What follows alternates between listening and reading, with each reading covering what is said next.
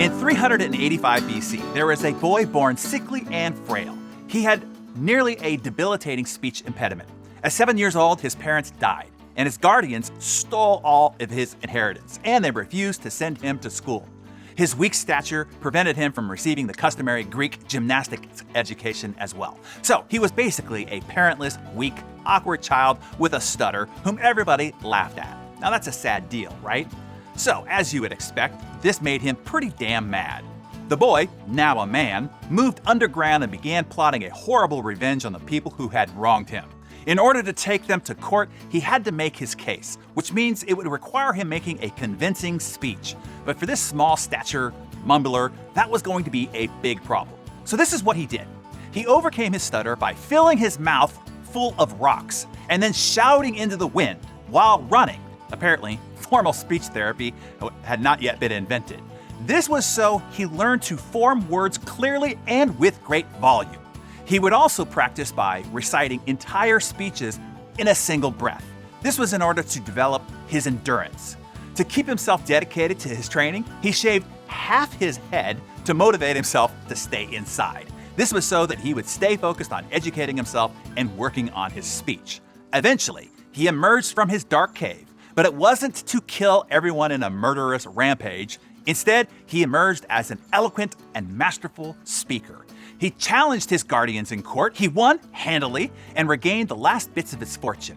In the process, he so impressed everyone that he went on to become one of the most influential and knowledgeable lawyers and politicians in the city.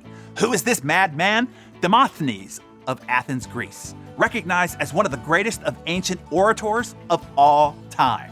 It was Demosthenes who roused the Athens to oppose Philip of Macedon and later his murderous son Alexander the Great, who both planned to enslave them all. But instead, a speech saved the day and the fate of Greece. I tell you this story today to give you a reference that no matter your shortcomings, no matter your obstacles, if you really want to do something, if you really want to get better at something, there's always a way. And this is a big old if you are willing to do the work it takes to get better at it. It's possible. There aren't any real excuses. And maybe Demosthenes' example might inspire some of you to put in that extra effort that you might need to apply to something that you're aiming to get better at. Who knows? Maybe the fate of Greece or America or your industry or your company, church, neighborhood, or family is on the line. Do not neglect. Oh, and how about a few of my favorite Demosthenes quotes to send you off into your day? He said, "Nothing is easier than self-deceit. For what every man wishes, that he also believes to be true.